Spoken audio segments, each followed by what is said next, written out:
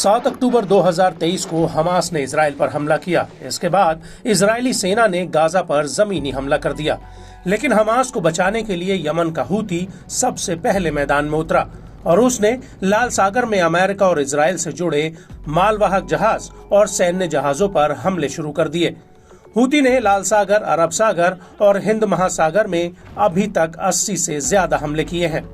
Houthi के हमलों की वजह से पूरी दुनिया का समुद्री व्यापार चरमरा गया है और हूती को रोकने के लिए अमेरिका और ब्रिटेन ने जनवरी 2024 के आखिरी में यमन के भीतर हूती के कई ठिकानों पर हमले शुरू कर दिए थे, लेकिन इन हमलों के बावजूद भी हूती के हमले नहीं रुके।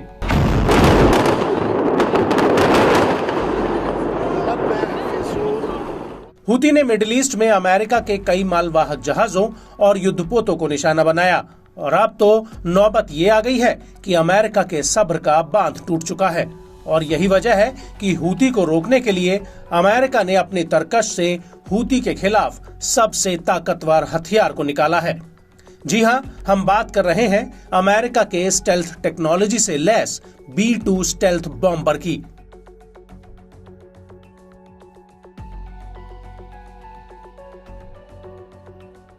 अब अमेरिका ने इसी बॉम्बर से यमन के भीतर हूती के कई ठिकानों पर कई सिलसिलेवार हमले किए हैं।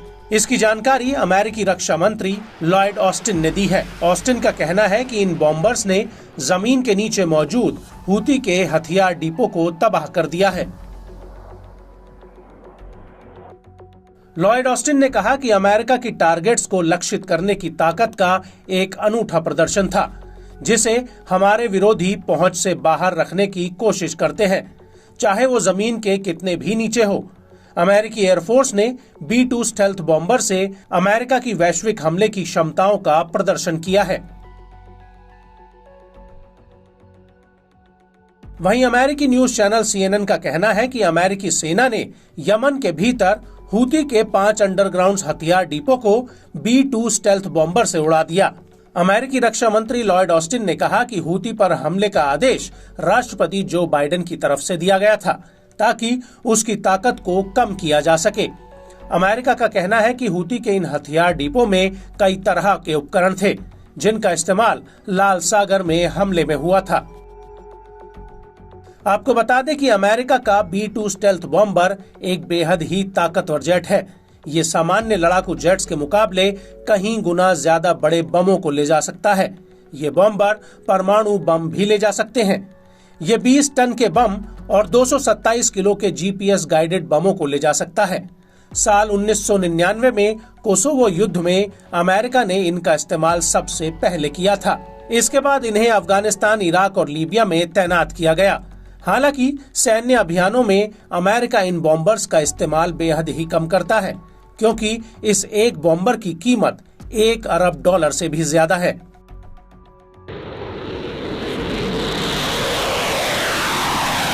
वहीं इस हमले को लेकर लेबनान की न्यूज एजेंसी अल मयादीन का कहना है कि ब्रिटेन और अमेरिका ने मिलकर यमन के सादा प्रांत पर कई हवाई हमले किए और इन हमलों को लेकर हूती के एक प्रवक्ता ने कहा कि यमन पर इस हमले की कीमत अमेरिका को चुकानी पड़ेगी और यह हमला यमन को गाजा और लेबनान का समर्थन करने से नहीं रोक पाएगा।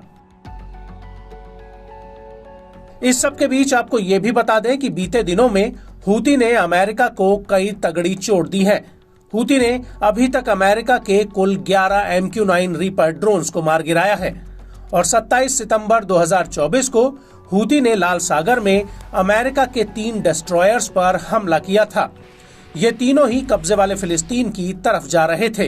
हूती का ये भी कहना है कि उसने अमेरिकी नौसेना पर करीब 23 बैलिस्टिक क्रूज मिसाइलें और एक तरफा ड्रोन्स फायर किए थे और यही वजह है कि हूती के हमलों की वजह से मिडिल ईस्ट में अमेरिका और ब्रिटेन के जेट्स के लिए बड़ा खतरा पैदा हो गया है।